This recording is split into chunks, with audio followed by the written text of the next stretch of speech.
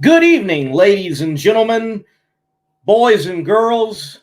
It is time for Between the Slicks. And man, there is a lot in the world of drag racing to talk about. And certainly excited to be talking with later on tonight around 8:30 p.m. Eastern Standard Time, our guest for the evening, Mr. Cody Krohn. We're going to be chatting with him. This young man has got a lot of drag racing experience, several wins, championships under his belt, whether you name it, from the junior dragster ranks all the way now to the A fuel ranks. He even earned his top fuel license earlier this year. We're going to get the rundown with him on himself, his career, what he plans on doing, where he plans on going, and you should probably learn the name Cody Krohn now, because I think you're going to be hearing it a lot in the future for sure. So he's going to be our guest later on tonight here on Between the Slicks. Looking forward to that. There's plenty in drag racing news to cover as well. And what an epic weekend of drag racing it was, especially in the state of Florida at the Gator Nationals at Gainesville Raceway. If you were there, chime in. I'd love to hear from you and what you thought about the race. I was there for each and every day of the national event, and what a spectacular event it was. We'll talk about that in just a few more moments as we dive into drag racing news coming up and look at all that has transpired in the week of drag racing and what we can look forward to as well. Again, right here on Between the Slicks. I'm Lee Kraft, the Monday Morning Racer, your host. We're going to take a quick break, and right after the break, we're going to dive into just that, drag racing news. And by the way, when we do that, we take this break, you hit the like button, you hit the share button, and get folks in on the conversation with what? The greatest motorsport there is, drag racing. The drag racing life and the RV life seem to go hand in hand like nitromethane and superchargers. And when you are traveling through the Lone Star State and you're needing work done on your RV, well, DFW RV Center is your star to contact.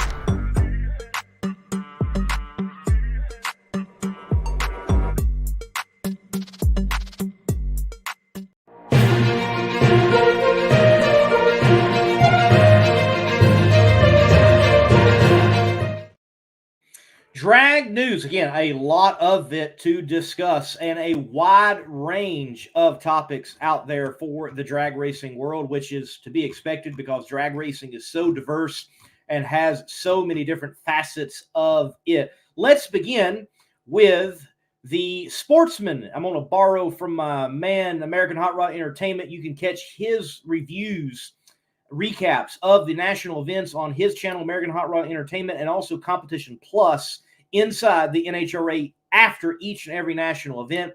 Be sure to check those out. Concerning Gator Nationals in the sportsman ranks, top alcohol dragster Julie Natus, top alcohol funny car Matt Gill. Those are double ups. They won the Baby Gators and they won the Gator Nationals. Competition eliminator Jim Greenheck, top sportsman Doug Crumlick, stock Jeff Strickland, super stock Peter D'Angelo, super comp Mike Roblito, I'm not saying that right, I'm sure, super gas John Taylor, super street Colby Fuller, and then flex jet factory stock showdown Joseph Welch. And concerning Joseph Welch, he also set the speed record in flex jet factory stock showdown as well. So he sets a record and he wins the race. And mind you, in the semifinals, he almost folded that car up. I have never seen a FlexJet factory stock showdown car bobbing and weaving that much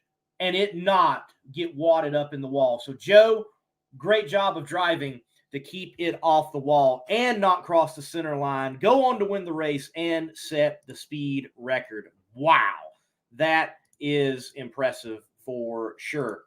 This man, Josh Hart, he might not have won on Sunday, but he did win on Saturday. The Pep Boys All-Star Call-Out, he is the one that banks $80,000 for winning that in top fuel.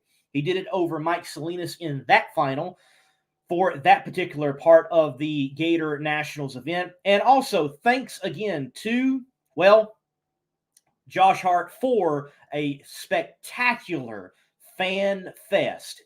That is something that you've got to catch for next year. If he does it again next year, and I fully expect that he will, a part of your Gator Nationals experience needs to be his fan fest, the International Hall of Fame dinner on Thursday night, and then roll into Friday, Saturday, Sunday of the actual national event, the Gator National. So thank you once again, Josh Hart, for putting on that great fan fest. So that everybody knows, Matt Gill doubled up in Alcohol Funny Car. He is in the Motti Line Aluminum Cabinets Funny Car. And then Julie Natus, Randy Meyer. Old man Randy, as I like to say, got her tuned up really well. And she was able to double up, get the Baby Gators, and also the Gator Nationals victory. Now, what's fascinating, the guy that we're going to have later on, Cody, he was in both final rounds. And not only was he in both final rounds, but he's the guy that stopped Tony Stewart on both races. So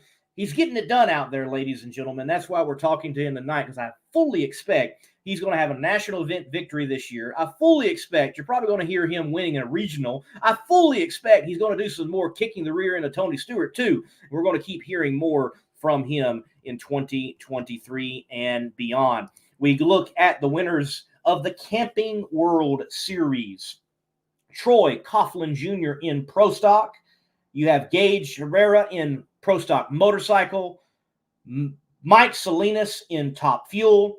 And also Matt Hagan in Funny Car. As I like to always say, Rob Flynn was not the problem. Nope, he was not the problem. They pick up another win there on that Scrappers crew. Matt Hagan making a statement for early bid to the championship run. What a statement from Vance and Hines, and what a great choice they have made in Gage, rolling out and putting on such a dominating performance, and he rode exceptionally well also. And then Pro Stock, highly competitive. An elite car gets it, but not the elite car we might all have been expecting. Troy Coughlin Jr. and the Jags machine. The yellow and black boys go on to hoist the Wally down there at the Gator National. Let me go to the comment section real quick, see what is going on. Everybody's chiming in. Cody will be on later, 8:30 p.m. Eastern Standard Time. That's when we have the guest, typically here on Between the Slicks. James says, what's up, MMR? Not much to say about the Gators except my congratulations to Matt Hagan. And to me, the story of this 2023 Gator Nationals, Gage Herrera. Yes, big story for sure, James. Coming out, debuting with Vance and Hines, and excuse me, rode exceptionally well, picks up the win, the performance, everything was there. They make an early statement that Vance and Hines is, again, here to play, here to make a championship run. Oh, watch out, Matt Smith. But if there's anything I know, Matt Smith, he goes back, he works his butt off, and I would not shock me. The next race for the Pro Stock Motorcycle riders, which I believe is Charlotte, actually, the 4 wide in Charlotte. Watch out, Matt Smith, I'm sure. Wouldn't even shock me if Matt Smith comes back and he wins that national event. Drag Racing Central, going to be great to hear from Cody. Definitely future top fuel star. Hey, I think so too. Yes, it's going to be good to hear from him. American Hot Rod Entertainment says, I'll be sure to be at the Gators next year. So let me give you a backstory with American Hot Rod Entertainment. Darren Williams Jr., a.k.a. assistant editor for CompetitionPlus.com, mentioning that this boy has punked out on me 2 years in a row now of showing up to the Gators. I've had him a room. It's been booked. He could bunk with me. I'm going to give him a ride. He get the VIP treatment. He get even chauffeured by the Monday morning racer. Nope, doesn't show up. FOMO, fear of missing out. Well, he don't have to fear. He knows he should have been there. Be there next year, man. Be there next year. All right, let's continue in drag racing news. Continuing the Gator Nationals. What a great atmosphere it was. The Saturday crowd in particular, we had some rain roll in on Friday and we lost a qualifying session, but there was a good crowd Friday up to that point. And then Saturday, it took me about an hour to get into the track. And I felt like I was leaving at a decent time. But I was wrong. It took me about an hour to get in the track. I heard people state that it took them 2, even 3 hours to get to the track. There were stories of racers, for example, even Erica Enders, people cutting the lines, trying to get around the traffic, getting stopped and explaining to cops, no, we got to get there because we're actually in this thing as competitors. So you had all those type of stories going on Saturday at the Gator Nationals. I think it was estimated over 50,000 people. It was announced as a sellout. What good news for the NHRA. And the Gainesville crowd, they routinely show up. I can remember last year, the crowd was great throughout the weekend when we could have it. Remember, there was some torrential downpours last year. But when we were racing, the crowds were exceptional. This crowd was so large. I've never had a more challenging time working my way through a crowd. Oftentimes filming in the stands, I come out of the stands, heading back to the tower, heading back to the pits, and you can typically find that vein. You can typically find that way through the horde of drag racing fans, but it was elbow to elbow, and it was shuffling along. The only place that you could find space on Saturday was that no man's land between the porta potties and the people waiting to go. You could shoot through there and make up some time. That was it. It, was absolutely insane, and certainly good to see for NHRA drag racing. The Sunday crowd was good, obviously not as large. Typically, the attendance falls off a bit on Sunday. Nonetheless, great crowds each day, even on Friday, with the weather that did eventually show up. I do want to share this story, and I've been sharing it, but I want to share it on my show right here before you all, because I thought this speaks so well for NHRA drag racing. I go into the stands on the right side of the track, the just spectator side, not the pit side, the smaller stands, if you will. And actually, I think I would prefer watching from over there. I had never walked over there and filmed from there or watched from there. I think they're a better place to sit and watch the drag race. You don't have quite the access to the pits as quickly as you might like, but the viewing angle and you're closer. I really like sitting over there better. Anyway, go to the top row. I'm filming, and if people are willing to chat around me when I'm in the stands or just about anywhere, I love chatting with people. I mean, look, I have a talk show in drag racing. I love talking with fans. I am a fan. I love talking to the fans and what their day has been like and what's going on and what they've thought and who they're pulling for and why they're there. Well, next to me was an older lady and an older man. I come to find out that they're a married couple. Julie Natus goes and turns on the wind light, and I explain, oh, wow, she just doubled up. She won the Baby Gators and the Gator Nationals. And the lady next to me was like, what do you mean? Oh, well, they raced here last week with these cars, and she won that, and now she's won this, and she's doubled up. And this is a very prestigious race. This is one of the prestigious races in NHRA drag racing to win. And I explained to her, like when J.R. Todd and Matt Hagan came up, J.R. Todd's on a 2-year win, losing streak, and last win was the Gator Nationals.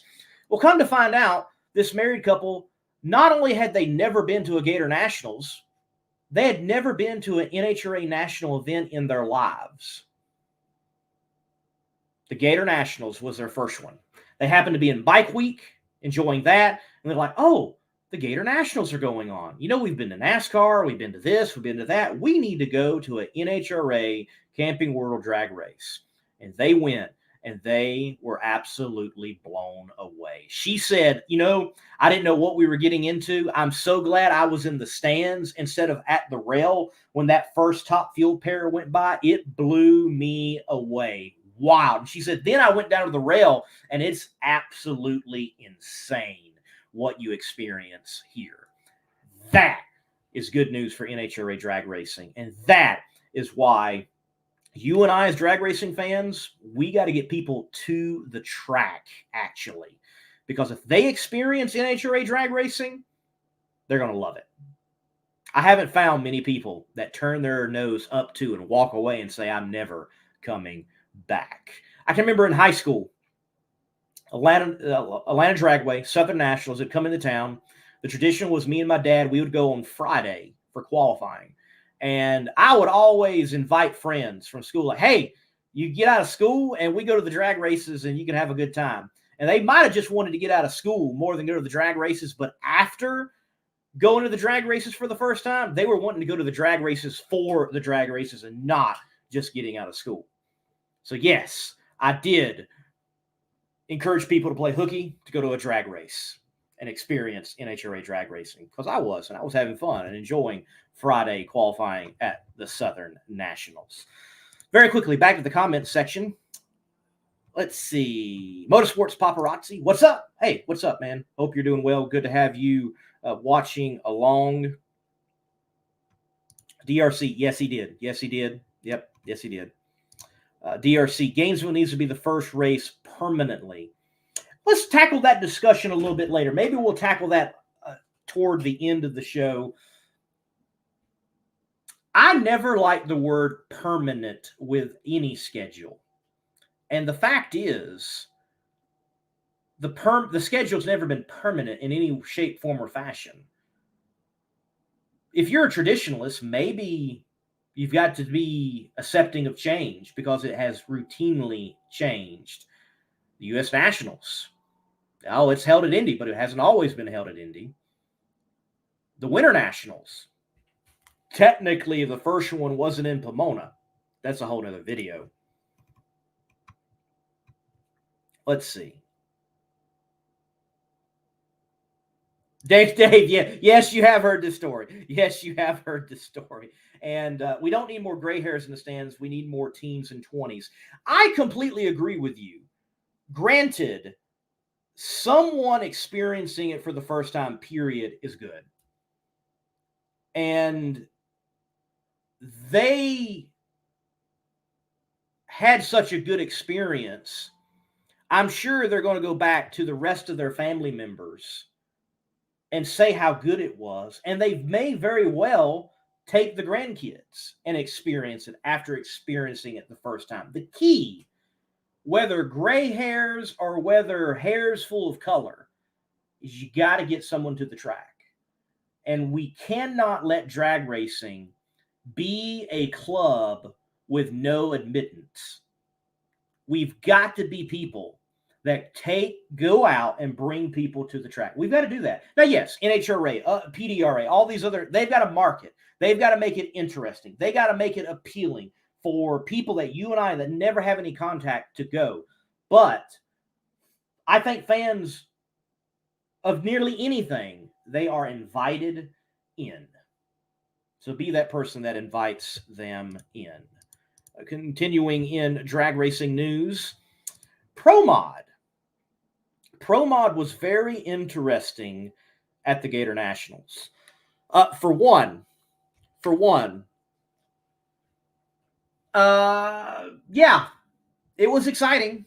It was exciting because Pro Mod had a challenging time getting down the track, whether it was Saturday, they had round one on Saturday, or Sunday. There was a lot of cars out of shape. I am shocked that we did not see a major incident in Pro Mod concerning absolute carnage. It looked like it was J.R. Gray's day, being number one qualifier, going rounds, but at the end of the day, Justin Bond wins the Gator Nationals in Pro Modified. And by the way, you can expect later on the Monday Morning Racer YouTube channel a full eliminations video and winner's interview of Pro Modified action from the Gator Nationals on the Monday Morning Racer YouTube channel. But this field is historic. As reported on CompetitionPlus.com, for the first time in over 30 years, this is the first Pro Mod field of such where the power adders are all in one field that there was not a nitrous-assisted Pro Mod. Wow. I shared that article on Monday Morning Race for the Facebook page, and you can check it out on the Facebook page. Ricky Smith, a nitrous champion, if you will, commented and answered the question, has NHRA Pro Mod changed forever? And he said, yes. And it will become just a cookie cutter class. That's from Ricky. Take it for what you will. But with Chad Green campaigning a Nitro Funny Car, and Ricky Smith now focused on solely the PDRA, there's no champions for nitrous currently in the NHRA. I hope, for one, that we will see nitrous make a comeback within the power adders of the NHRA. It just seems strange to have a Pro Mod field and there not be a nitrous-assisted car in it. I, for one, love the purge and love the big cubic inches of a nitrous car. So I hope we'll see a nitrous-assisted car once again in Pro Mod. We're not done with Pro Mod, though. There is more drama. You remember, and I tried to get it loaded up and be on the show. I filmed the burn down between Manny Bajinga and Chris Thorne. Let me say this. If Chris Thorne doesn't want to go in, Chris Thorne isn't going to go in. I have already, of the times I've been able to film Chris Thorne and these burn downs, there's 3, ladies and gentlemen. There's 3, actually. There's one with Stevie, there's one with Ricky, and now there's one with Manny. If Chris Thorne has made up his mind not to go in, that man's not going in. Well, he's got the number 1 on the side of his car. He decided not to go in. Manny, they sit there for 3+ minutes. Later on, it's reported from Stevie Fast Jackson and Lyle Barnett's show, I believe the new show, I think it's called Shake and Bake. Is that what they're calling it? I believe that's what it called. They talked to Manny. Apparently some stuff was hurt because those cars were running out of fuel and getting hot. Manny's stuff was hurt. Chris's stuff was hurt. They were not upset, though. They were fine. Manny, though, has lost a tuner over all of this. Wow. I mean, what interesting drama there. You lose a tuner because you go up there and you're being competitive. And then I love what Stevie and Lyle have done. They've raised a pot. It's like $2,500 right now. I might even throw some money in it. I think this is interesting. They've thrown in a purse for the first person to make Chris Thorne go in first. And whoever makes Chris Thorne go in first, they would get, as of right now, $2,500. I expect that to grow. Man, I like that. I like that within the class. I like them saying they're self-promoting and they're taking the element that is worth kind of gnawing on and amping it up. That is cool. Like, look, go back to the Pet Boys call out.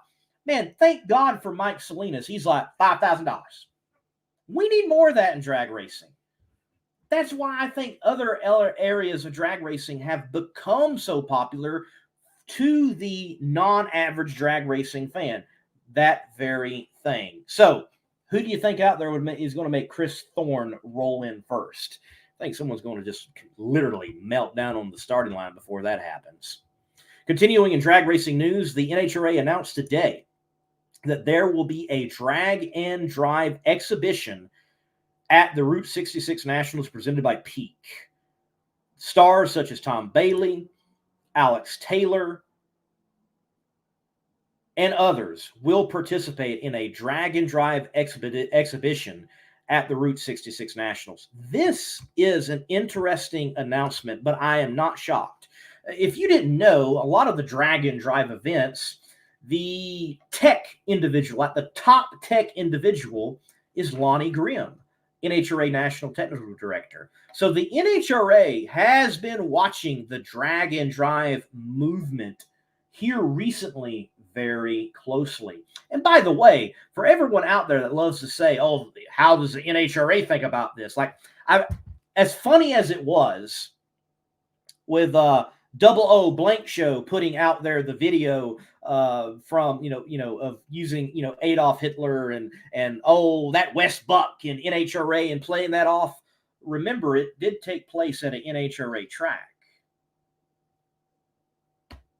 Yeah, maybe the NHRA isn't the big baddie that they're always played out to be. Do they get everything right? No, they don't.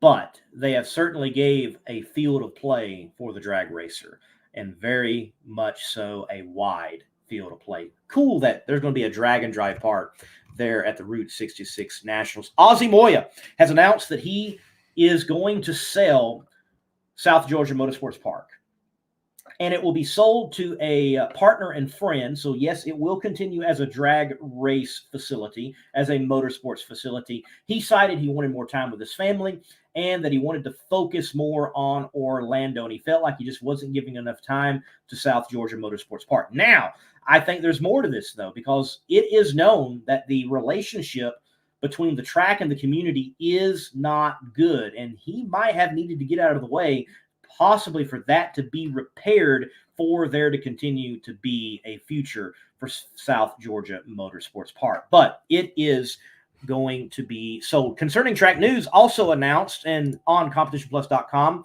there is hope for another national event in southern Louisiana, a revival of the Cajun Nationals at the NHRA Camping World level, if you will. There is a party interested in purchasing outright No Problem Raceway, and the expected plans, if that follows through, is to level No Problem Raceway except for the racing surface itself and rebuild it as a world-class facility to hold NHRA national events and more there in southern Louisiana.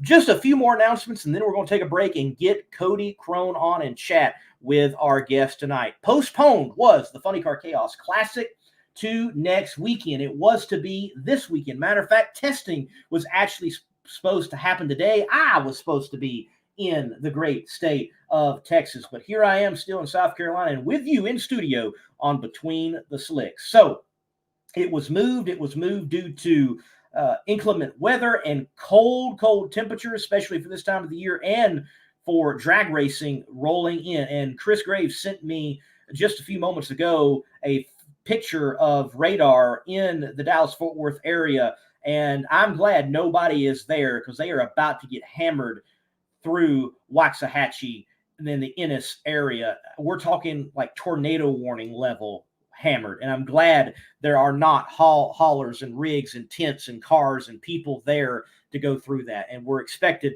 to have much better weather next weekend. But there is drag racing happening this weekend. Orlando, Florida, Orlando Speed World Dragway, March 17th through the 19th. The NMCA, Muscle Car Mayhem, they are going to be in the house. So if you want to catch some more door slammer action, well, it's still happening in Florida. The NMCA, some great competitors, great racing.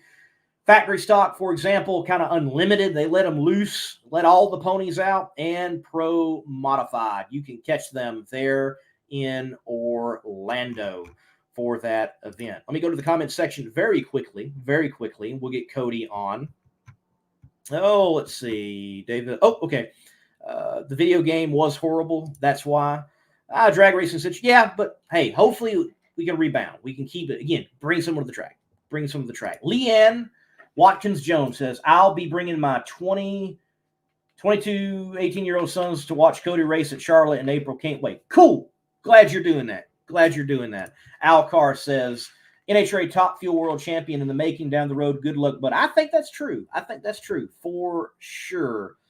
Drag Racing Central says, Nitrous can't keep up on 1320. I don't feel it's worth it to slow everyone else down to only have the boosted cars gain a 10th back next week. Well, maybe you got to fight for it if you're a Nitrous guy. Maybe not. I think that's just Ricky's personality. But remember, both of his cars were very competitive last year with that combination either way. Let's see. James, I think a great idea at an NHRA national event is to take some of the participants in Top Fuel, Funny Car, and Pro Stock and bring back the burnout contest after, like, say, Saturday qualifying. Hey, why not? I love burnouts. I can watch burnouts all day. We need the burnout contest back. Let's do that. All right, folks, we're going to take a break. That's it for drag news. We might come back to the topic of the Gator Nationals and them being a permanent start to the season. Maybe not. We'll see how the show goes. We're going to take a break and get Cody Krohn on and chat with him about where he has been, where he is, and where he is going. This word from Destroyer 1320 concerning their theft deterrent systems. You want to protect your modern ride? You need to visit destroyer1320.com and get their TDS installments. Save your ride, folks. If you own a beautiful modern muscle car like this 1320 Challenger, I'm sure you don't want it stolen. Because the Challenger and many other modern vehicles have an easily accessible neutral release strap. That was your coin holder in your central console, and beneath that there's this red cord that someone can pop, put it into neutral, and potentially easily steal your car. But at Destroyer1320.com, they have the TDS theft deterrent system, which is a cover over that strap using factory mounting points so that you don't get popped by a thief. So make sure to go to Destroyer1320.com using promo code MMR for 15% off and get your theft deterrent system TDS and steal the thieves' hope. Cody, man, welcome to Between the Slicks. Thank you for your time tonight, man. Thank you for having me. I'm excited to be here. Well, we're excited to have you. And look, I'm going to bring this photo up. Let's begin with your background, your experience. Apparently a championship or two in the junior dragster world. Look at little Cody there, ready to go racing. So, man, how long in juniors? When did it start? How did you do?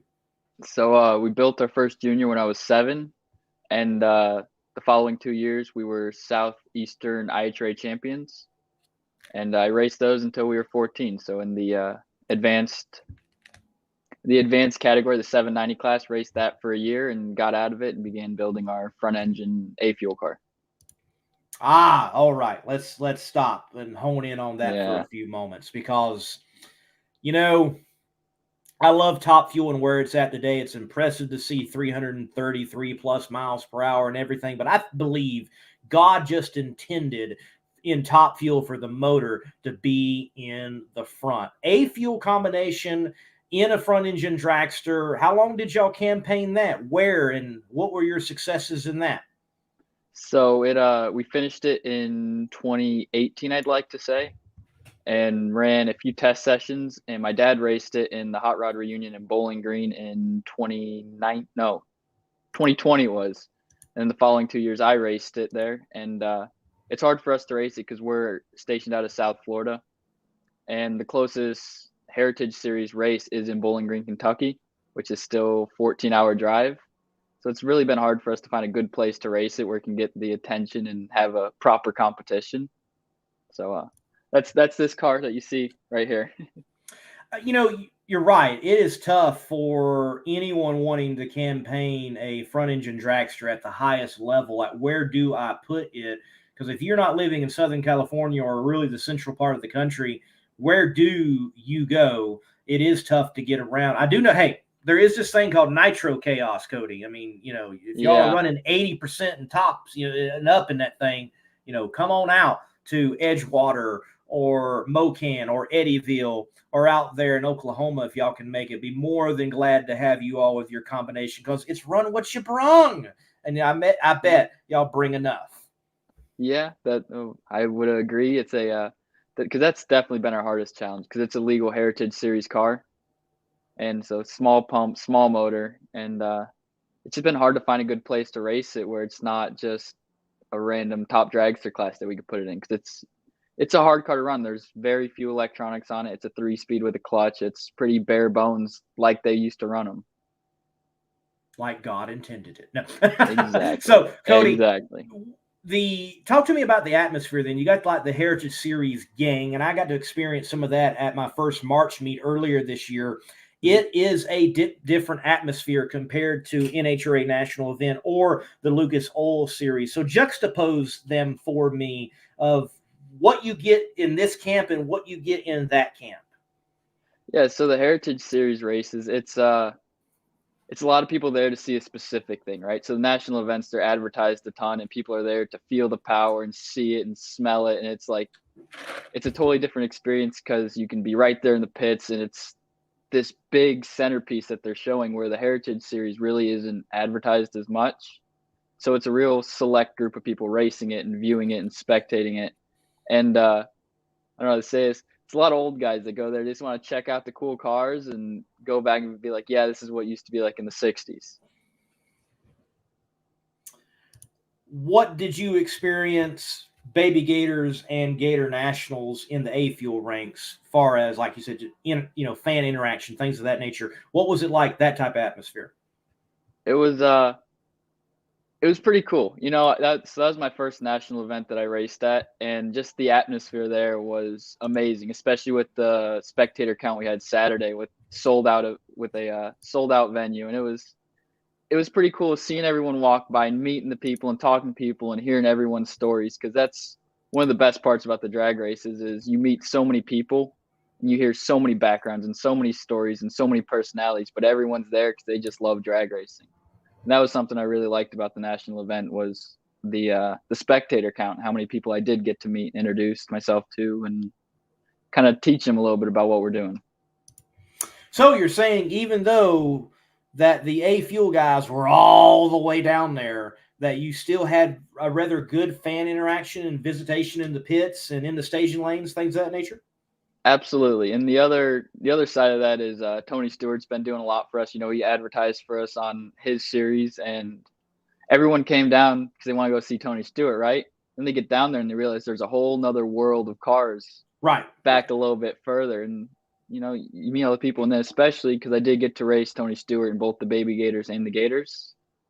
We were pitted almost directly across from the McPhillips family.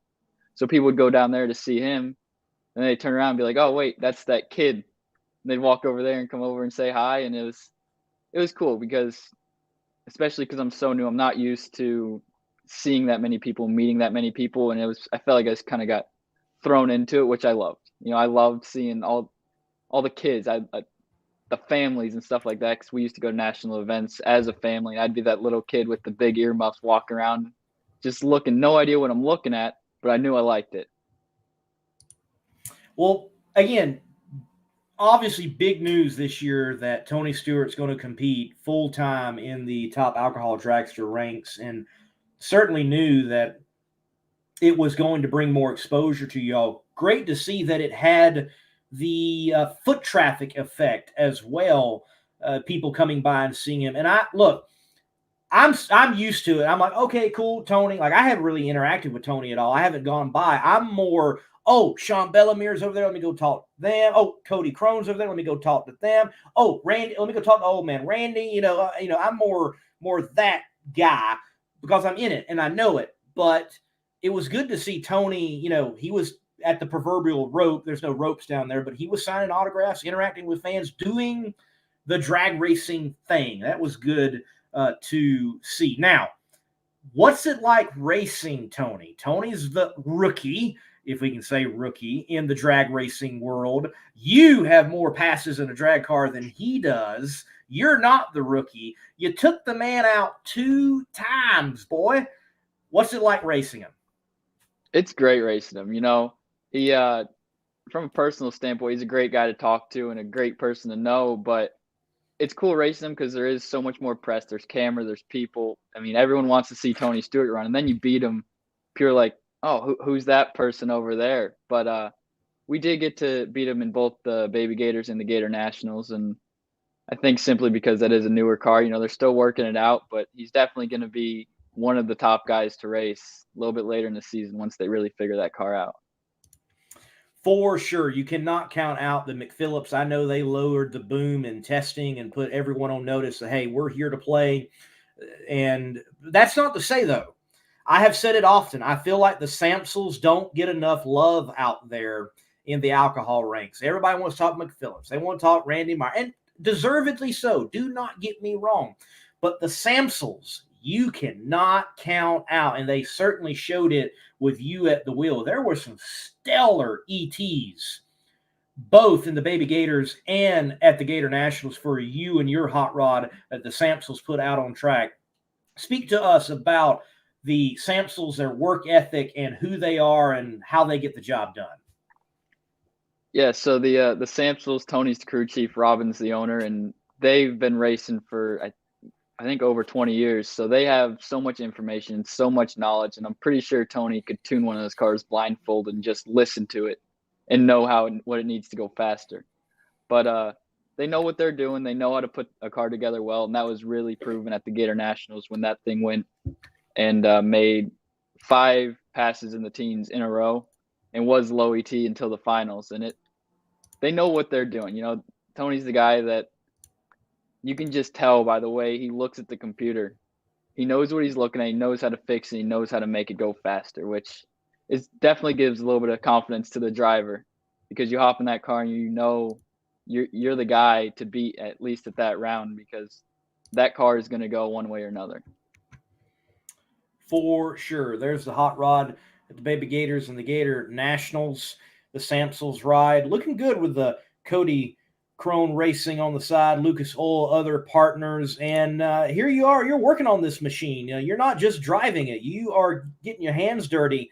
I know when I shook your hand the first time, there was some goop on it, which is fine. I used to work as a welder. It's great. It's great. No worries, man. But what are you doing? It obviously is more than driving on the weekends. What all are you doing for the team while you're there? So actually when I'm driving, especially during eliminations, I do really focus on driving, because the mental side of driving is so important, and I don't want to spin myself out. We have such a great team of guys working on it that I don't have to work on the car. And, you know, I got my parents, my dad and Randy White, they do the bottom end. And there's Grady and Pete, and Pete's our clutch guy. Grady's doing top end. We got Bob Buckley doing another top end side. And I mean, I could build the car top to bottom. That's what this car behind me has given me the ability to do, is learn every piece and part of how the race car works. But at the races, I actually don't do much on the mechanical side, and I really do a lot focusing on the mental side of it. Let's go back just a bit.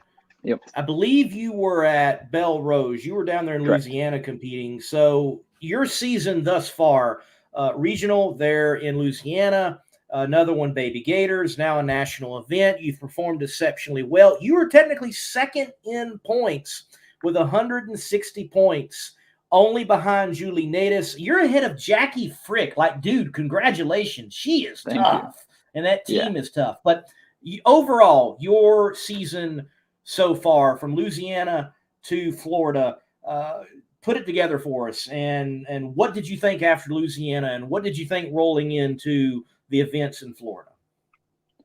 You know, it's definitely been a great start to the season. I mean, there's no other way to put it. It's pretty great, especially both the Gainesville races, going to the finals at both and being #1 qualifier at the Nationals. But in Belle Rose, those were my first laps ever in that car, and I was still really getting comfortable in it. And we did go out first round to Jackie, which kind of unfortunate, but it is what it is. We ran a 30, so it was still a good number. She just had a little bit more power down there. And we went in knowing there was more. We just had to find it. So we show up to Gainesville, and Mike Lewis actually licensed in the car before the Baby Gators. And whenever he was in the car, we were doing a little bit of experimenting and tuning and testing. And we realized that there was a lot of potential there. I mean, the air in Florida is always great, right? You're super low, altitude's low. And we knew that there was the potential at that track, because it is such a great facility to go fast. And showing up and qualifying at the Baby Gators, we're like, yeah, this is going to work. We definitely got something going here to make it go the distance. You all certainly do. And yeah, if it wasn't for Julie Natus, she'd probably have 2 wins. Rematch in the Gator Nationals of the Baby Gators. And that may very well be the fight for the championship overall this year between you two. That'd be cool to see. Is the plan to run for the national championship? Or are you focused from regional? What is the scope this year for you in competition? we're really not fully decided yet. Seeing that we're number 2 in points right now, that's a huge motivator to try to go run for That's that. encouraging. That's encouraging. Yeah, I know when you open up and you check standings, it's like, that's pretty cool. But we don't know exactly what we're going to try to run for yet, because the big goal for this year was to kind of get our feet wet in it, because I've never raced at the national level and gone to those races and been a name. And our end goal is to go race Top Fuel competitively. So this was really just going to be a year to get our feet wet. We were probably going to run 8 to 10 races. But the way things are going now, it's like we could be a player here, and being number 2 in points, it's pretty convincing and kind of encouraging to maybe try to go run for that national championship. But I'm not saying that for sure. It's just that thought that's really been bouncing in the back of the head. All right. And hey, I think this is a good year to do it. I mean, you got Tony Stewart, you got the extra exposure. You're going to have some great competition. I know in interviewing Jackie Frick at the open house with Josh Hart, she's like, I'm highly motivated to win it this year. You got Julie Natus. She made a press release earlier this year that we are aiming for a national championship. I had her on this show just 3-4 weeks ago, and she's like, to all of her competitors, she's like, we're coming for you. We got something this year. So I love the chatter right now in the top alcohol dragster ranks, and there is a lot of focus on it, and there should be. It is such a great class. Do you happen to feel like you're in a female dominated class at all? Because you look around and you're like, man, there's a bunch of girls. Not necessarily dominated, but there's definitely a lot of girls there, and that's my biggest weakness. I never beat against girls. I mean, I can, but ever since I started racing juniors, whenever I'd race a girl, I'd lose. It's like a curse I got, right? So that's a little scary for me going up there. But you got the Bernstein curse going. That's not good, yeah, man. That's not good. He used to know. lose to every blonde out there. I know. But no, it's pretty encouraging to see that you're number 2 in points and see that you're ahead of people like Cowie and Severance and Frick, and you see those big names and your name's just a little bit above them, and that's pretty wild to me, especially coming. This is my first year trying to do anything points wise, and to just kind of show up and almost be like the talk of the alcohol class at first, especially when we went out there and ran a 16. I mean, people start talking, they're like, man, who is this person? That's pretty motivating, It kind of gives you that confidence that, okay, like we can do this pretty well. Well, you're certainly doing it well. We all expect that you all will continue your self-driving and the Samsels tuning. You mentioned it, though. This is not the end goal. The end goal is the big bad monster of Top Fuel. And you already got one part of it out of the way. What was it like licensing in Larry Dixon's Top Fuel ride? It was beyond exciting. That was such an experience for me, because ever since I raced juniors, you watch the Top Fuel cars, you hear the Top Fuel cars, and you're like, that's got to be insane. And I get in the thing, and it was insane. And there's no way I could have done any of it, especially without Frank Hawley, because all my licensing I did through Frank Hawley's schools and under his supervision, and he was there whenever I got my Top Fuel license. And he did a great job of kind of calming me down, because anyone who says, at least anyone who's done their first pass in a fuel car, if they say they weren't nervous, I'd be willing to bet they were lying, because I was pretty nervous. You're sitting in there and they start the thing and it's like, whoa, this is pretty wild. But Frank did such a great job of teaching me how to drive and helping me and mentoring me and teaching me that driving is more than just driving.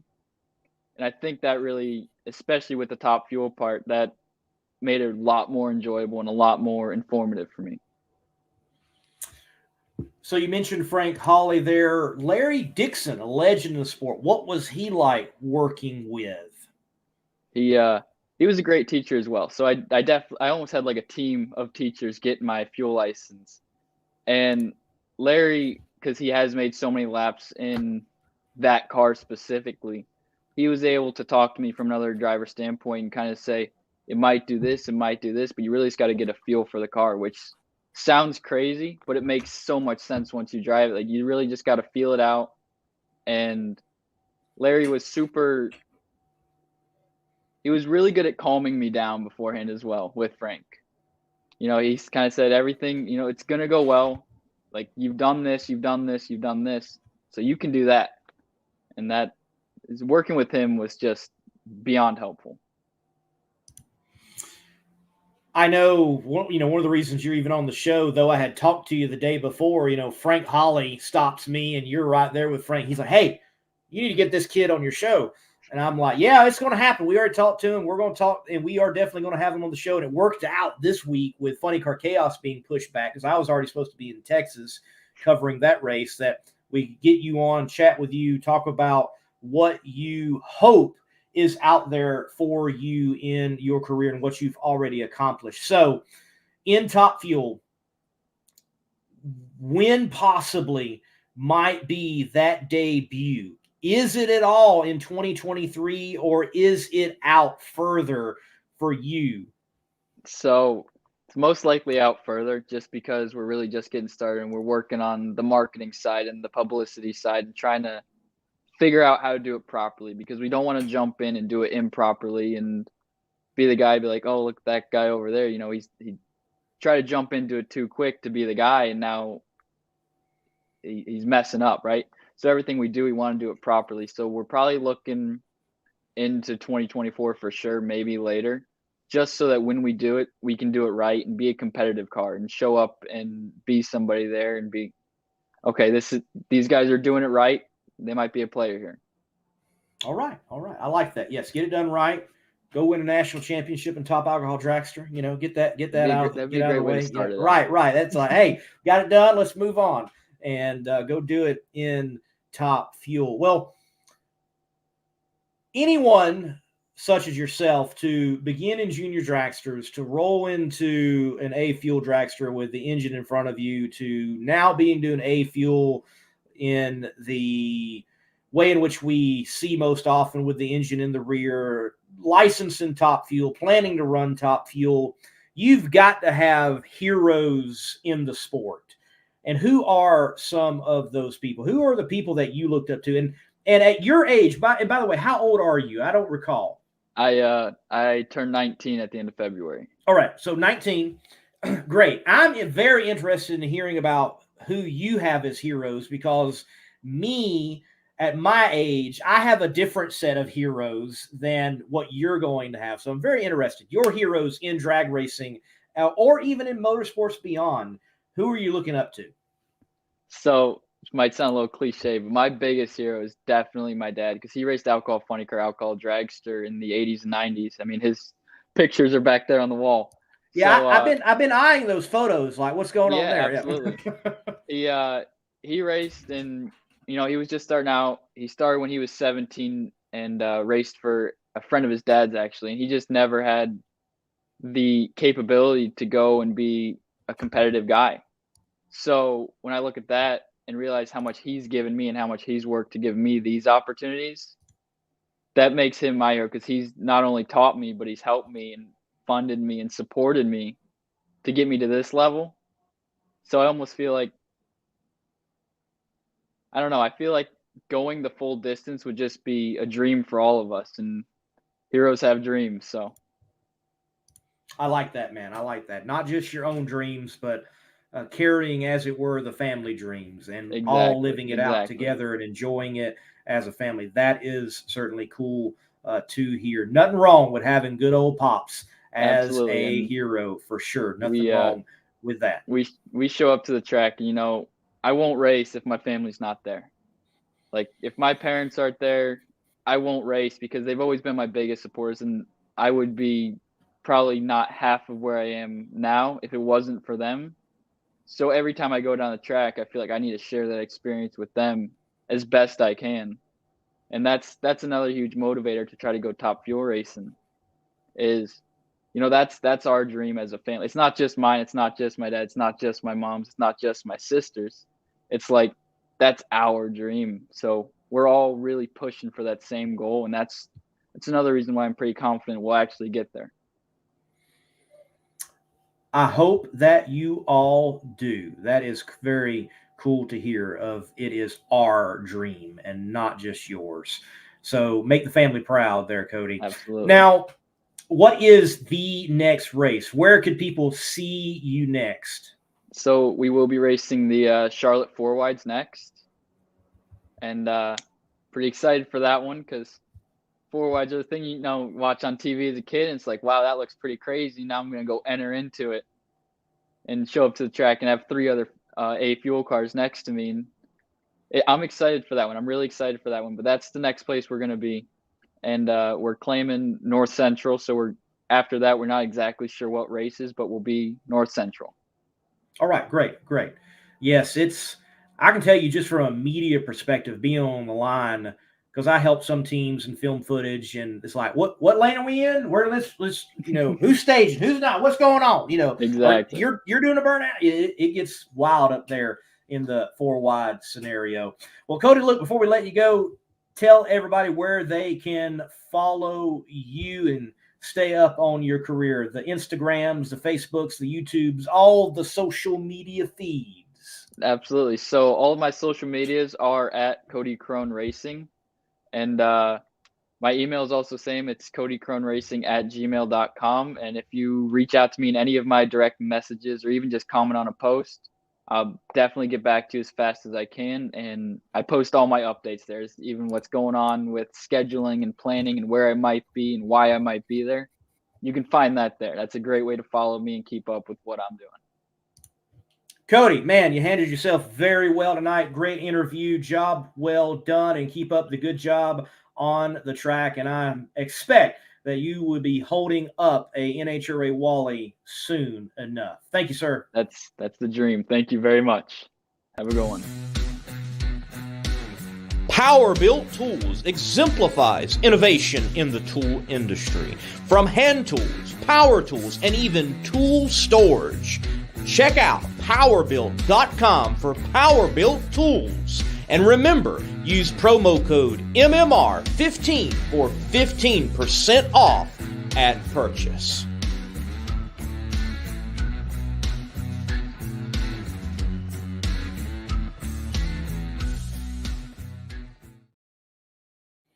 All right, great to have Cody Krohn on. Certainly a rising star in NHRA drag racing. What a great debut he has had, competing there at Belrose, getting that underneath his belt, and then showing up and having a stellar performance at the Baby Gators and at the Gator Nationals with 2 final round appearances and knocking out who is getting all the love, Tony Stewart, both events. I kind of even think Tony got psyched out a little bit in the Gator Nationals because he red lit against Cody. He was like, oh, this kid took me out last time. Oh, boy.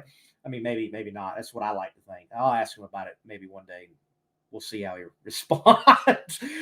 I want to go back to a question that DRC, Drag Racing Central, proposed, or his statement, rather, that he made concerning the possible permanent fixture of Gainesville Raceway being the first race of the season. The Gator Nationals being the first race of the season. Well, first of all, this year is not the first that we have seen that. It's happened now 2 years in a row. One still due to lingering COVID issues, and this year it was cited for financial reasons for the teams. And it seems that the teams were definitely glad that the NHRA made the move, and it was a good financial move for them. I just argue that I think that it's possible that, one, we have the Winter Nationals be the Winter Nationals in winter, yet still have a later start instead of early February. You can still have it later. It's still in winter. And you just do the mini Western swing first and then go to the Gators. That is certainly possible. I also want to say this. I am not a fan of permanency on schedules. You look at other series, and I think one series in particular that learned the danger of we have this locked in at this time, unless it's an established, traditional, historic, famed, prestigious event. NASCAR. They have had to jockey so much They've had to jockey so much to make events profitable because they just haven't had their schedule right, or they gave too many dates to a race or something of that nature. I don't think you have to have permanency in a schedule. And we've seen that even in drag racing. Pomona holding the finals. That has not always been the case. U.S. Nationals in Indy, though it's a fixture now and it should remain so, hasn't always held the U.S. Nationals. So on and so on and so on. I don't mind it being, as Dujanay Bland's mentioning in the comments section, mixing it up. Why do we have to go somewhere actually every year? It might make that market more favorable that years are skipped and we get new tracks in on the schedule that are NHRA tracks. Maybe, again, I've mentioned we have a NHRA door slammer centric event where fuel isn't even there and they go to different venues that don't get NHRA national event level love. I think there's just a lot more on the table, and I've never been a fan of saying we're locked in and this is how it must be and will be and we're never changing. If you even have that mentality with your schedule, I think it is certainly something that has permeated through the rest of your organization. There you go. Yeah, I kind of agree with American Hot Rod Entertainment. Why not like something like Pomona, Las Vegas, then Gainesville, Charlotte? Like, it seems like the teams really like these swings. That makes sense for them. Maybe not 3 in a row as the Western swing, but 2 in a row. It makes sense for them, especially in drag racing, because oftentimes what happens is the teams go to a track, they'll race, and if there's a race right after the one that they just completed, but it's in the same region, they'll just service the parts and the car there at the track on Monday, and then they'll go to the next race, and then they'll go back to the shop. And it just seems to make sense for the teams. And you have people flying in, flying out. You got your truck crew and those that are servicing. That really makes sense for the drag racing world from what I can tell from owners and general managers. And I think more mini tours is what is going to help economically the drag racer, the drag racing team. So, yeah, you do like Pomona, and then you do Las Vegas. You have Gainesville, then Charlotte. And why not do a Gainesville, Charlotte, Bristol, if possible? Again, I prefer flexibility. And I do like the later start. Gives a little bit of a longer off season. I would be fine even with the NHRA schedule wrapping up a little bit sooner. Condense it. Get it down to 20 of events as well. Almost every team wants it like 20 or less. We'll see. Do I think this year was a good move? Yes. Do I think we're going to see it again next year? Yes.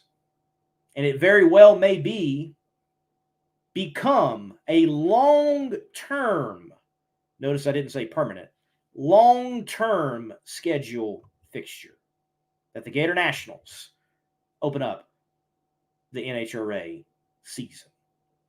Ladies and gentlemen, thank you for tuning in to Between the Slicks. I'm Lee Kraft, the Monday Morning Racer. Glad to have the CompetitionPlus.com audience on Facebook, also the Drag Racing Connection audience on Facebook, and all of you elsewhere on the Monday Morning Racer platforms. YouTube, please go by and subscribe. I have right now Fuel Altered from March Meet. That video is up. You can see that. Funny Car, Nitro Funny Car from March Meet. That video is up as well.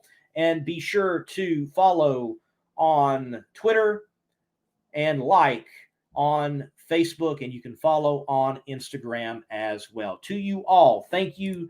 And David Heel, yes, we will see you in Ennis. Looking forward to next week, where the Funny Car Chaos year will kick off with the Funny Car Chaos Classic. Looking forward to it. Still over 50 funny cars in competition. The biggest funny car race in the world. It's going to be chaotic. Till next time, ladies and gentlemen, God bless and keep the pedal to the metal. Hero Soap Company is a veteran-owned establishment that produces all-natural, essential oils infused soap that is sold with a portion of the proceeds supporting other veteran groups. Hero Soap Company. Heroes supporting heroes. Be a hero yourself and buy a bar and let freedom clean.